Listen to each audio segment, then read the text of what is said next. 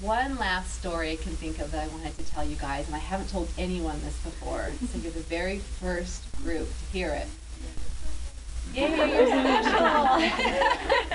Anderson gets to hear this, another mortifying story from my past. But people always ask me, was Marcy Millar's character inspired by someone you knew? And she was. I'm not going to tell you this girl's real name. I'm going to call her Marcy because I don't want people tweeting her real name and then having this girl find out that I'm writing about her. But there was a girl I grew up with. I went to school with her all through elementary school and high school. Again, we're going to call her Marcy.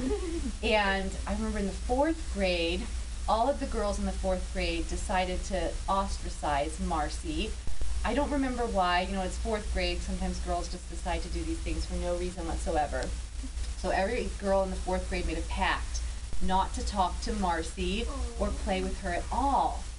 And after a couple days, I started to feel really bad for Marcy because at lunch, if she would sit down, everyone would move away, and at recess, no one would play with her.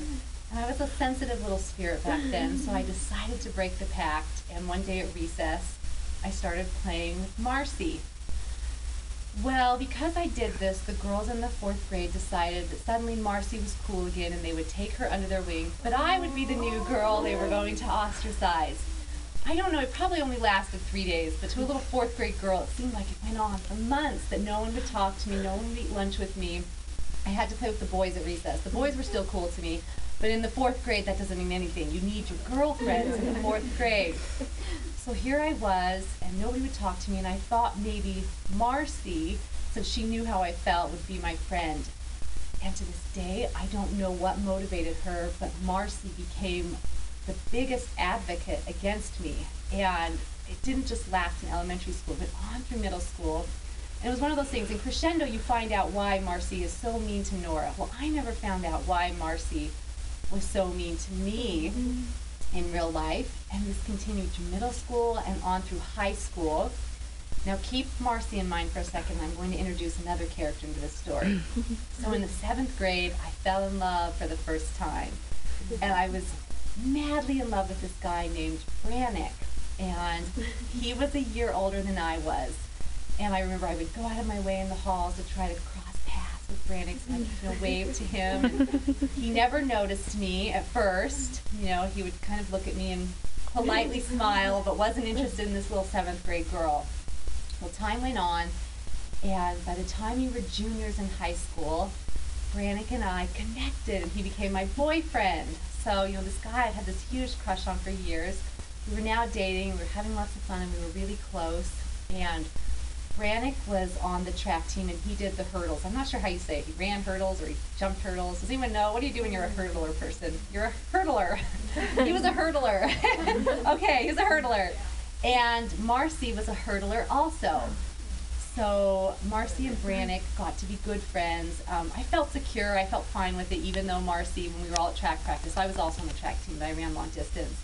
She would, always take every opportunity to flirt with Brannick, and I would see and things. But he was really cool about it and just kept Marcy as a friend until junior prom.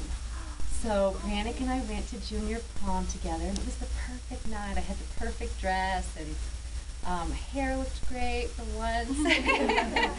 And we danced the whole night and had so much fun until the last song came on, and I still remember it was Guns N' Roses' November Rain. Love that song. It's an 11-minute song. It's really long, and it was the last dance, which always is the most special, I think, because it kind of seals the night. Well, Marcy strolled over and cut in while we were dancing to this last song, and my boyfriend at first was like, "Oh, no, I'm here with Becca," but he was a pretty nice guy, too. And so Marcy was insistent and cut in and danced with him the rest of the song. So here I was, not getting to dance with my boyfriend. In high school, that's a big deal, the last song of prom. Well, when I was working on Crescendo, I was taking the not the real Marcy, the character Marcy, and Nora and Patch, and they were kind of involved in this messy situation where Marcy is flirting with Patch, and Nora's not sure what it means. And that entire, all of those scenes that are in Crescendo, all stemmed back to this single night junior prom. And I really relied heavily on that while writing the story and trying to remember what did it feel like to feel so betrayed and to have this girl that you don't know why she's being mean to you do something like this to you. So you guys are the first group to hear that story. Now you're all going to tweet, Becca still can't get over her junior prom. But those are the 3 stories I think that stood out the most to me from my own life that I incorporated into my books. And I think what I want to do now is turn the time over to you guys for any questions you might have about my books, about writing, anything you want to ask me. I am happy to answer.